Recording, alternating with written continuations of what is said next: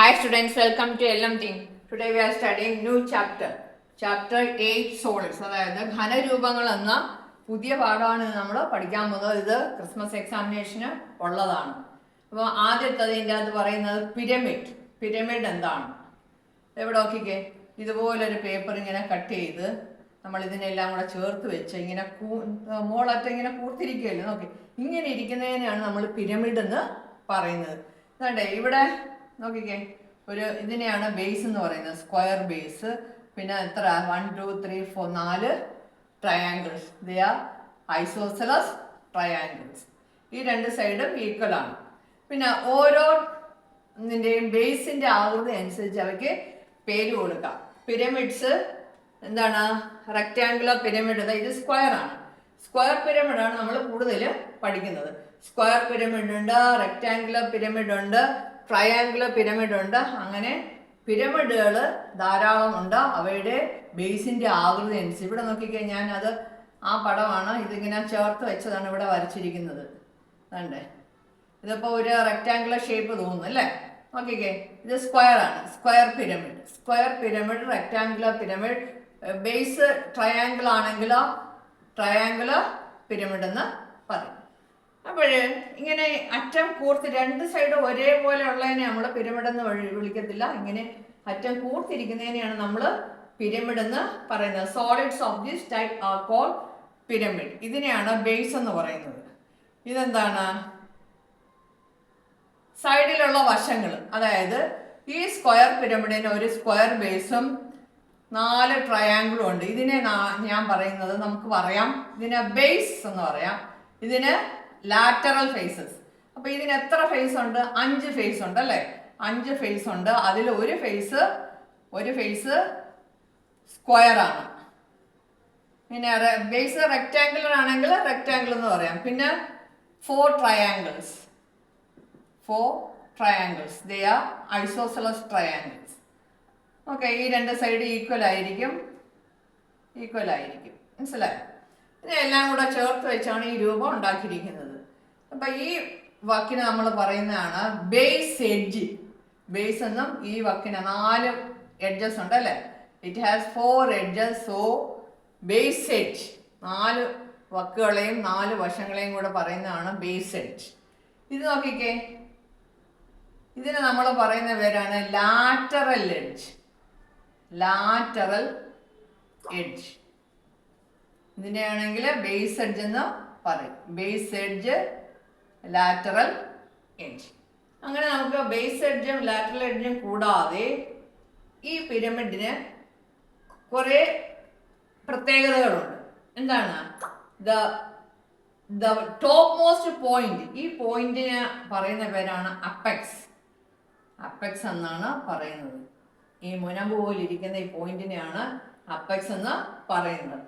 Sides of the polygon forming the base of a pyramid are called base edges and the other sides are called lateral edges. ഇനി അതുപോലെ തന്നെ base area ഉണ്ട്, slant height ഉണ്ട്.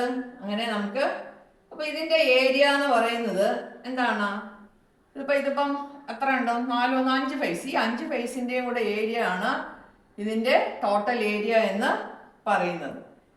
The area of the triangle is half base into height. Area of triangle നമുക്കറിയാവുന്ന half base into height. ഇത് base edge. അതിൻ്റെ base square ആണെങ്കിൽ അതിൻ്റെ area side into side. Rectangle ആണെങ്കിൽ ലെങ്ത് ഇൻറ്റു ബ്രെഡ്ത്ത്. ഇതിൻ്റെ അകത്ത് isosceles triangle ആണ് നമുക്ക് കാണുന്നത്. പിന്നെ ഇതിൻ്റെ സ്ലാൻഡ് ഹൈറ്റ് എന്ന് പറയുന്നത് എന്താണ്? വശങ്ങളിലുള്ള ഈ ഹൈറ്റിനെയാണ്, ഈ ഹൈറ്റിനെയാണ് നമ്മൾ സ്ലാൻഡ് ഹൈറ്റ് എന്ന് പറയുന്നത്. Slant edge, slant height. ഞാൻ ആ ഫേസ് പ്രത്യേകമായിട്ട് വരയ്ക്കുകയാണെങ്കിൽ ഇതിനെ പറയുന്ന പേരാണ് സ്ലാൻഡ് ഹൈറ്റ്. അപ്പോൾ സ്ലാൻഡ് ഹൈറ്റ് കൂടാതെ ഇതിന് ഹൈറ്റും ഉണ്ട്. സ്ലാൻഡ് ഹൈറ്റ് കൂടാതെ എന്തുകൊണ്ട്? ഇതിന് ഹൈറ്റും ഉണ്ട് അല്ലേ? ഇപ്പോൾ ഞാൻ ഇപ്പുറത്തോട്ട് വരയ്ക്കാം.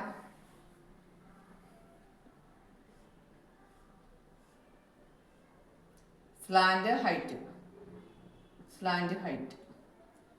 ഇനി ഇതിന്റെ ഹൈറ്റ് എന്ന് പറയുന്നത് എന്താണ്? അതാ ഇവിടെ നിന്ന് താഴെയുള്ള വരെയാണ് ഹൈറ്റ് എന്ന് പറയുന്നത്. അതായത് ഇവിടെ നിന്ന് നമ്മളൊരു പെൻസിലോ എല്ലാം കുത്തി ഇറക്കി അതായി ഇതിന്റെ മിഡിലിൽ പോയി നിൽക്കും. ഇതിനെയാണ് നമ്മൾ എന്താ പറയാ? ഹൈറ്റ് എന്ന് പറയുന്നത്. This is called as height. നമുക്ക് കുറച്ച് എന്താണ് ഈർക്കിലൊക്കെ വെച്ചുണ്ടാക്കാൻ പറ്റും. 4 വെള്ളക്കായും എടുത്തിട്ട് ഇവിടെ ഒരു വെള്ളക്ക ഇതെല്ലാം കൂടെ ചേർത്ത് വെച്ച് ഈർക്കിൽ വെച്ച് ഇതിൻ്റെ ഈ രൂപത്തിൽ ഉണ്ടാക്കുവാണെങ്കിൽ നിങ്ങൾക്ക് ഹൈറ്റും സ്ലാൻഡ് ഹൈറ്റും എല്ലാം കൃത്യമായിട്ട് മനസ്സിലാകും. ഓക്കെ, അപ്പോൾ ഈ കാര്യങ്ങളൊക്കെ മനസ്സിലായല്ലോ. Base, slant height. ഇനി ഹൈറ്റ് ഞാൻ പറഞ്ഞു. Height of the height and slant height.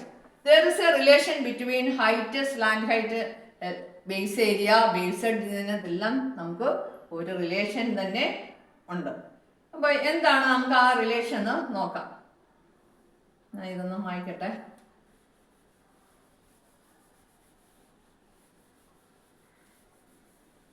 അതിന് പ്രത്യേകം നമ്മൾ ഹൈറ്റ് ഇതാ അകത്തുകൂടി പോകുന്ന ഇതാണ് ഹൈറ്റ്.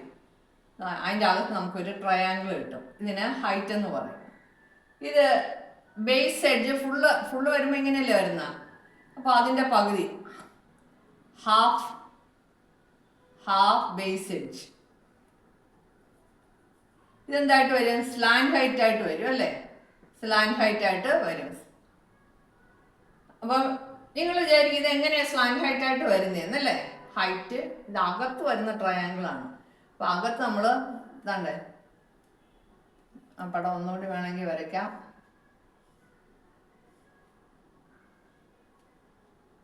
ഇത് ഹൈറ്റ്. ഈ ഹൈറ്റ് ഇതെങ്ങനെ വരും? നിങ്ങളുടെ ടെക്സ്റ്റിലുണ്ട്. അപ്പോൾ ഇതാണ് സ്ലാൻഡ് ഹൈറ്റ്. അതാണ് ഇവിടെ എടുത്ത് വരച്ചിരിക്കുന്നത്. മനസ്സിലായോ? ടെക്സ്റ്റ് നല്ലതായിട്ട് ക്ലിയർ ആയിട്ട് കിടപ്പുണ്ട്. ഹൈറ്റിന് എച്ച് എന്നും ബേസ് എഡ്ജ് ബേസിന് നമ്മൾ എ എന്ന് പേര് കൊടുക്കുകയാണെങ്കിൽ എന്തായിരിക്കും? എയുടെ പകുതിയല്ലേ A/2 എന്ന് കിട്ടും. അപ്പോൾ നമുക്ക് റിലേഷൻ ഉണ്ടാക്കാൻ പറ്റും. സ്ലാൻഡ് ഹൈറ്റ് നമുക്ക് L എന്ന് കൊടുക്കാം. സ്ലാൻഡ് ഹൈറ്റിന് L എന്ന് കൊടുക്കാം. അപ്പം height H, slant height L, half base edge A/2. അപ്പോൾ നമ്മുടെ ഈ ഫിഗറിൽ ഉണ്ടാകുന്ന മാറ്റം എന്താണെന്ന് നോക്കിക്കേ. ഇത് A/2, ഇതെന്താണ്? എച്ച്, ഇത് L. അപ്പോൾ ഇവിടെ ഉണ്ടാകുന്ന റിലേഷൻ നോക്കിക്കേ. ഇതെന്തായിട്ട് വരും? ഹൈപ്പോട്ടനൂസ് ആയിട്ട് വരും അല്ലേ? ഹൈപ്പോട്ടനൂസ്. അപ്പം hypotenuse square is equal to base square plus altitude square. L square is equal to H square plus A/2 the whole square. L square is equal to H square plus A/2 the whole square എന്ന് വരും. ഇതിൽ നിന്ന് A/2ഉം H എല്ലാം നമുക്ക് കണ്ടുപിടിക്കുക. ഈ relation important ആണ്. Okay, ഇനി വോളിയം ഓഫ് പിരമിഡ്. എന്താണ് വോളിയം എന്ന് പറഞ്ഞാൽ? Volume of the square pyramid is 1/3 the product of base area and height. ഇപ്പം ഇതാണ്ടേ നമ്മൾ ഇതിനെ ഇങ്ങനെ വെട്ടിയിട്ട് ഇവിടെ തിരിച്ചു വയ്ക്കുക. ഈ പിരമിഡിനെ തിരിച്ചു വെച്ച് ഇവിടെ അങ്ങ് ഹോൾ ഇടുക. ആ ഹോൾ ഇട്ടിട്ട് നമ്മൾ ഇതിൻ്റെ അകത്ത് മണ്ണ് നിറയ്ക്കുകയാണെങ്കിൽ എൻ്റെ പടം നോക്കണ്ട, ഇതിൻ്റെ അകത്ത് നിറച്ച മണ്ണ് ഒരേ ഹൈറ്റും വോളിയൊക്കെ ഉള്ള സ്ക്വയർ പിരമിഡിന് നമ്മൾ സ്ക്വയർ പിരമിഡിൻ്റെ ബേസ് കട്ട് ചെയ്ത് ഇതിൻ്റെ അകത്ത് മണ്ണ് നിറച്ചിട്ട് നമ്മൾ ഏതിലിടുന്നു? സ്ക്വയർ പ്രിസത്തിലിടുന്നു. പ്രിസം എന്ന് പറഞ്ഞാൽ മുകളിൽ ഒരേപോലെ ഇരിക്കുന്നതാണ്. അപ്പം volume of any prism is equal to product of base area and height. അപ്പം പ്രിസം എന്ന് പറയുന്നത് ഇങ്ങനെ ഇരിക്കുന്നതിനെയാണ് നമ്മൾ പ്രിസം എന്ന് പറയുന്നത്.